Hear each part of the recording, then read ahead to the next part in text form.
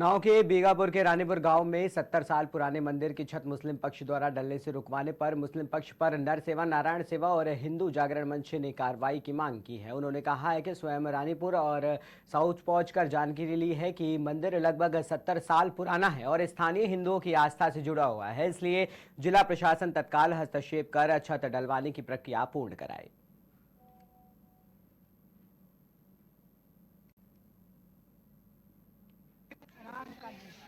अम्मा, तुम्हारे यहाँ एक मंदिर बन रहा था, मंदिर क्यों नहीं बनने दिया जा रहा?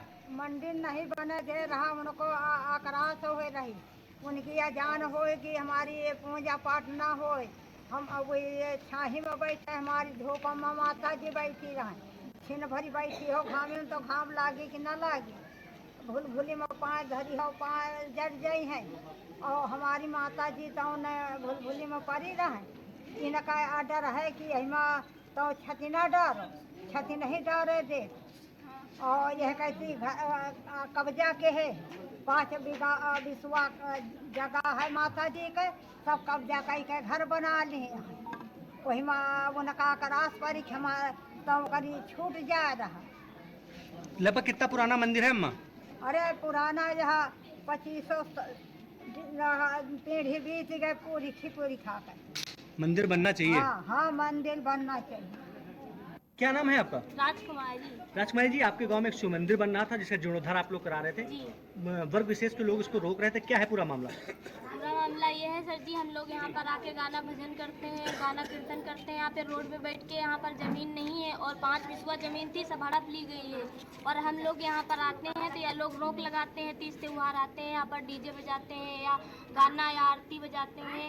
और 30 त्योहार में आते हैं तो ये लोग कहते हैं यहाँ पर आओगी, बच्चों को मारते भी हैं और कहते हैं यहाँ पे मतलब यहाँ पे ना करो, ये मंदिर बाहर बनाओ, जाके बाहर सब लोग जहाँ करना है सो करो, यहाँ गांव के बीच में हमारी अजान में दिक्कत होती है, ऐसे कहते हैं लोग। मतलब कि उनको मंदिर निर्माण से दिक्कत है? जी, ये कहते हैं यहाँ पे होगा, अगर निर्माण हो भी जाएगा तो हिंदू समाज को सबको भगा देंगे यहाँ से निकाल के, ऐसे अच्छा, कहते हैं। जब उनके अजान पढ़ी जाती है आप लोग कभी विरोध किए? कोई भी विरोध नहीं करते हम लोग। और हो सकता है हमारे यहाँ से कि तो थोड़ी देर के लिए बंद भी कर देते हैं, गाना भजन कीर्तन जो भी होता है बंद कर देते हैं कि चलो वो अपना 5-10 मिनट के लिए अजान कर रहे हैं, तो हमें कोई दिक्कत नहीं है उनसे, पर उन्हें दिक्कत है।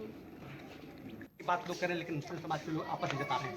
देखिए, बीघापुर कोतवाली थाना अंतर्गत जो है रानीपुर गांव के 70 वर्ष पुराने शिव मंदिर के जीर्णोद्धार को लेकर मामला संज्ञान में आया है, जिसको लेकर आज हम सब जिस मंदिर पे निर्माण स्थल चल रहा था उस निर्माण स्थल पे हम लोग मौजूद हैं। और यहाँ के लोगों से जो जानकारी प्राप्त हुई है, लगभग 70 वर्ष पुराना शिव मंदिर है, जिसको लेकर उसमें चारों तरफ पिलर खड़े हुए हैं, रेलिंग लगी हुई है। इसको लेकर एक वृद्ध माता जी हैं जो सामने हमारे बैठी हुई हैं, इनके द्वारा निर्माण, क्योंकि सनातन धर्म में लोग लगातार थोड़े धीरे धीरे करके मंदिरों का निर्माण करते हैं। इसमें जितने अपने सनातन धर्म से जुड़े मांगलिक कार्यक्रम हैं यहाँ होते हैं, तमाम धार्मिक आयोजन होते हैं। इसको लेकर अब इसकी छत पड़ने के लिए, क्योंकि लगातार कई बार शिकायतें आ रही हैं कि मंदिर की कहीं जो शिव मंदिर के ऊपर घड़ा रखा हुआ है पानी का वो फोड़ दिया जाता है, शिवलिंग तोड़ दिया जाता है, लगातार कई बार शिकायतें आती रहती है। इसको लेकर इस पर छत डलवाने का प्रयास और इस पर जो सौंदर्यीकरण का प्रयास किया जा रहा था, लगातार इस बात को लेकर इसको मना कर दिया गया कि 100 मीटर पे दूरी पर मस्जिद है। तो ये तो हम लोगों के लिए दुर्भाग्यपूर्ण है, जहां सनातनी हिंदुओं की रक्षा के लिए और सनातन की रक्षा के लिए, मठ मंदिरों की सुरक्षा के लिए योगी सरकार प्रतिबद्ध है, संकल्पित है। इसको लेकर इस तरह से 100 मीटर की मस्जिद है और इस पर घंटा बजेगा या घड़ियाल बजेगा या धार्मिक आयोजन होंगे, उनको आपत्ति होगी। हम तो उनकी अजान से, उनके माइकों से कोई आपत्ति नहीं करते हैं। अगर ऐसा कुछ है तो पूरे जनपद के मस्जिदों से माइक उतार देने चाहिए, हम क्यों सुने? उनको मस्जिद अजान करनी अपने घर पर करें बैठ के, ना कि हमको सुनाने का प्रयास करें। उनका कहना है कि हिंदू समाज के लोग कह रहे हैं कि उन्हें मस्जिद से कोई दिक्कत नहीं, लेकिन मुस्लिम समाज के मंदिरों से दिक्कत। बिल्कुल, हम यही कहना चाहते हैं कि जब हम उनकी पूजा पाठ में कोई आपत्ति नहीं करते, तो हमारे मंदिरों धार्मिक स्थलों पर जब कोई यात्रा निकलती है या मंदिर का निर्माण करते हैं या मंदिरों में पूजा पाठ होती है, तो उनको क्यों आपत्ति होती है? इसको लेकर मैं योगी जी से भी मांग करता हूं कि इस तरह के लोगों पर, तत्वों पर कड़ी से कड़ी कार्रवाई होनी चाहिए। और धार्मिक स्थलों में 70 वर्ष पुराना मंदिर है, इस पर कोई ना किसी प्रकार की अनुमति की आवश्यकता है, ना किसी प्रकार की इसके सौंदर्यीकरण की। अगर इन्होंने आज आप डीएम से मिले हैं, क्या आश्वासन दिया? जिलाधिकारी महोदय ने एसडीएम को, क्योंकि जिलाधिकारी महोदय थे नहीं, उनके चार्ज पे जो एसडीएम सदर प्रज्ञा पांडे जी थी, उन्होंने एसडीएम को लिखा हुआ है कि तत्काल इसकी संज्ञान लेते हुए इस पे कार्रवाई की जाए। हिंदू संगठन का क्या स्टैंड होगा? देखिए, हम लोग अगर नहीं बनते हैं तो हम लोग स्वयं यहाँ खड़े कर, मैं सभी सनातनी हिंदुओं से ये आग्रह करना चाहता हूँ, अपील भी करना चाहता हूँ कि ऐसे जो स्थितियों में जो अनावश्यक रूप से अवरोध पैदा किया जाता है, उनको एकत्र होने की जरूरत है, जात पात में बंटने की नहीं। सनातनी हिंदू बन के ऐसे धार्मिक स्थलों का निर्माण कराया जाना चाहिए और इसके लिए हम प्रतिबद्ध हैं, जहां हमको योगी जी तक जाना पड़े। अम्मा, तुम्हारे यहाँ एक मंदिर बन रहा था,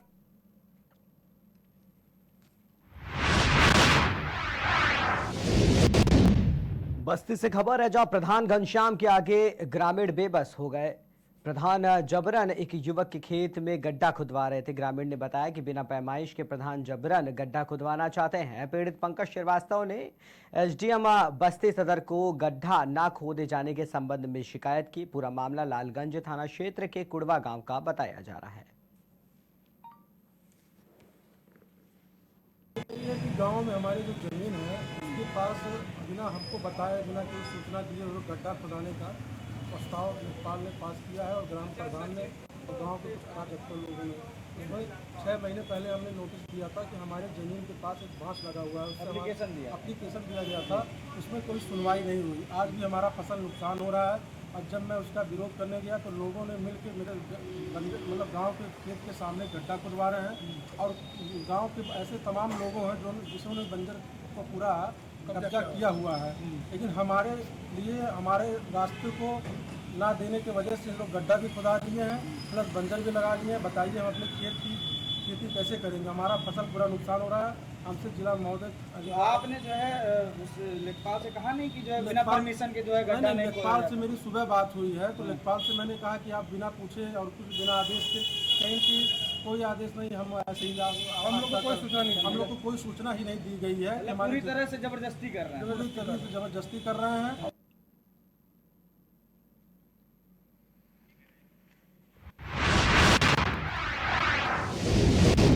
बुलंदशहर में बड़ा दर्दनाक हादसा हो गया जिसमें 5 लोगों की दर्दनाक मौत हो गई। बता दें, महिला और बच्चों समेत अब तक मलबे से 5 शव बाहर निकाले गए हैं। एसपी सिटी, एसडीएम, सीओ और दमकल विभाग ने रेस्क्यू में अभी तक ये जुटा हुआ है। जेसीबी की मदद से लेंटर का मलबा भी हटा दिया गया। सिकंदराबाद के गुलावटी रोड स्थित आशापुरी कॉलोनी में यह हादसा हुआ।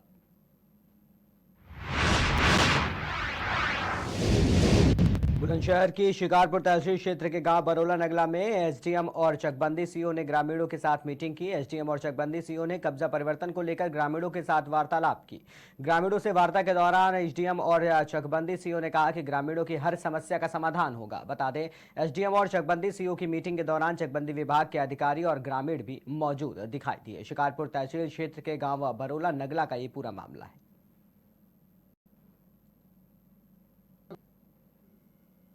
बरोला गांव में एक आपके द्वारा और चकबंदी सीओ के द्वारा एक मीटिंग की गई थी, तो मीटिंग में करने का क्या उद्देश्य था सर और किस लिए मीटिंग की थी ग्रामीणों के साथ में? देखिए, बरोला गांव में कुछ ही दिन पहले जो है चकबंदी पूर्ण हुई है, जिसके बाद हम लोग सत्यापन करते हैं कि कब्जा परिवर्तन हो गया है कि नहीं। जिनके चक कटे हैं उनका नए कब्जे पे आ गए कि नहीं है और पुराना कब्जा उन्होंने छोड़ दिया कि नहीं छोड़ दिया, इस चीज़ से सत्यापन के लिए है। चूँकि चकबंदी में कई बार ऐसी दिक्कतें आ जाती हैं, इसलिए जो इसका भौतिक सत्यापन के लिए हम लोगों ने एक मीटिंग की थी। वहीं पे बरौला गांव में जो प्राथमिक विद्यालय उसी में, वहाँ पे ग्राम प्रधान भी थे, सीओ चकबंदी थे, उनके सीओ चकबंदी के साथ उनके एसीओ चकबंदी और उनके लेखपाल और कानूनगो भी थे। और वहाँ पे बैठ के हम लोगों ने उनके चेक किया कि कितनों का सत्यापन हो चुका है, कितनों का नहीं हुआ है। उसके संबंध में बस ये पता चला है कि मोस्टली जो है हमारे कब्जा परिवर्तन हो चुके हैं। 2-3 चीज़ें रह गई हैं जिनके हम लोग नोट कर रखा है, उनको हम लोगों ने कह रखा है कि 26 तारीख तक उसको कंप्लीट करा देंगे। उसके बाद कब्जा परिवर्तन सत्यापन दे दिया जाएगा। तो सर ग्रामीणों किस तरह की शिकायतें आई, जैसे किसी लोगों ने आपके साथ अपनी शिकायत भी रखी होगी, तो उन शिकायतों का निस्तारण करने का क्या उनको आश्वासन दिया गया ग्रामीणों को? देखिए, शिकायतें वही वाली थी, जैसे एक आदमी है कि जिसने चक्रोड पे कब्जा कर रखा है और क्योंकि उसका खेत जो है चक्रोड से कट के बना हुआ है तो उसका कब्जा था, तो उसका कब्जा हटवाना है। तो इस तरह की समस्या थी। उसके अलावा एक समस्या और है जिसके संबंध में ये है कि उनका चक की मालियत जैसे चकबंदी विभाग जो चक की मालिक डिसाइड करती है, तो उसके संबंध में केस चल रहा है जो कि एसओसी के यहाँ डिसाइड हो गया था। तो इसका मतलब ये है कि उनका उस चक पे कब्जा जरूर है, लेकिन उसके चक के संबंध में उनका जो रकबा कम हुआ है या बढ़ा है या मालियत कम हुई है, उसके संबंध में हाई कोर्ट में केस चल रहा है। तो सिर्फ यही चीज़ पेंडिंग है। सर, जिन लोगों के केस चल रहे थे गाँव में, जिन लोगों की जो शिकायत थी, तो उनके लिए किस तरह का आश्वासन मिला आपके द्वारा, जिससे कि आगे को कोई ग्रामीणों के द्वारा शिकायत? आश्वासन बस यही है कि चकबंदी के दौरान जो भी समस्याएं हुई हैं उनकी समस्याएं सब अधिकतर जो है पूरी सही तरह से निस्तारण हो चुका है। अगर इसके अलावा कोई समस्या आएगी तो हमारा तहसील जो है हमेशा से खुली है, उसमें आप आइए और समस्या का निदान पाइए। सर, आज बरौला गांव में एक आपके द्वारा और चकबंदी सीओ के द्वारा एक मीटिंग की गई थी, तो मीटिंग में करने का क्या उद्देश्य था सर, और किस लिए मीटिंग की थी ग्रामीणों के साथ में? देखिए, बरौला गांव में कुछ ही दिन पहले जो है चकबंदी पूर्ण हुई है, जिसके बाद हम लोग सत्यापन करते हैं कि कब्जा परिवर्तन हो गया है कि नहीं, जिनके चक कटे हैं उनका नए कब्जे पे आ गए कि नहीं है, और पुराना कब्जा उन्होंने छोड़ दिया कि नहीं छोड़ दिया, इस चीज़ से सत्यापन के लिए है। चूँकि चकबंदी में कई बार ऐसी दिक्कतें आ जाती हैं, इसलिए जो इसका भौतिक सत्यापन के लिए हम लोगों ने एक मीटिंग की थी। वहीं पे बरौला गांव में जो प्राथमिक विद्यालय उसी में, वहाँ पे ग्राम प्रधान भी थे, सीओ चकबंदी थे, उनके सीओ चकबंदी के साथ उनके एसीओ चकबंदी और उनके लेखपाल और कानूनगो भी थे। और वहाँ पे बैठ के हम लोगों ने उनके चेक किया कि कितनों का सत्यापन हो चुका है, कितनों का नहीं हुआ है। उसके संबंध में बस ये पता चला है कि मोस्टली जो है हमारे कब्जा परिवर्तन हो चुके हैं। 2-3 चीज़ें रह गई हैं जिनके हम लोग नोट कर रखा है, उनको हम लोगों ने कह रखा है कि 26 तारीख तक उसको कंप्लीट करा देंगे, उसके बाद कब्जा परिवर्तन सत्यापन दे दिया जाएगा। तो सर, ग्रामीणों की किस तरह की शिकायतें आई, जैसे किसी लोगों ने आपके साथ अपनी शिकायत भी रखी होगी, तो उन शिकायतों का निस्तारण करने का क्या उनको आश्वासन दिया गया ग्रामीणों को? देखिए, शिकायतें वही वाली थी, जैसे एक आदमी है कि जिसने चकरोट पे कब्जा कर रखा है। और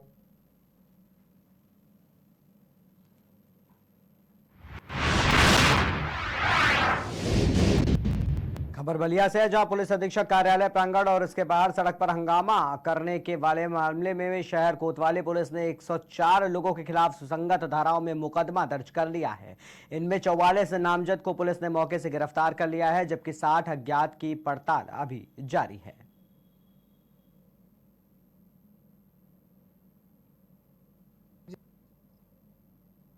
आज थाना कोतवाली जनपद बलिया अंतर्गत पुलिस ऑफिस के प्रांगण में और उसके बाहर सड़क पर लगभग 100 से ऊपर की संख्या में लोगों ने आकर के वहां पे हंगामा काटा, सरकारी काम में बाधा डाला और पुलिस वालों के साथ धक्का मुक्की भी की है और उनके साथ गाली गलौज भी किया है।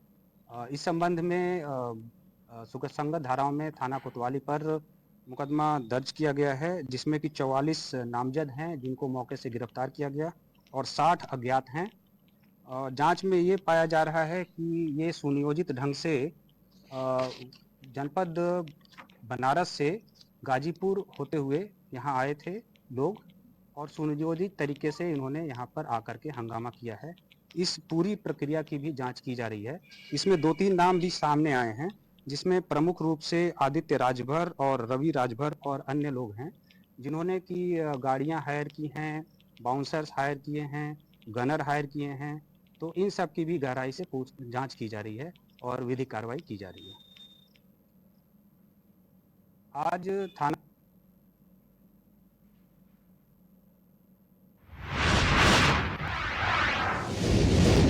मध्य प्रदेश के राजगढ़ से खबर है, जहां ब्यावरा स्थित सोनोग्राफी सेंटर में घूमी हुई युवती का सुराग नहीं मिला है, जिसके बाद परिजन और समाज के लोगों ने थाना घेर लिया। बता दें, सोनोग्राफी सेंटर पर कार्यरत युवती रविवार को लापता हो गई थी। वहीं युवती के परिजन ने हिंदू समाज के युवक पर उसे बहलाकर साथ ले जाने का आरोप लगाया है। पुलिस का कहना है कि जांच की जा रही है, जल्द ही पता लेंगे। ब्यावरा थाने का ये मामला है।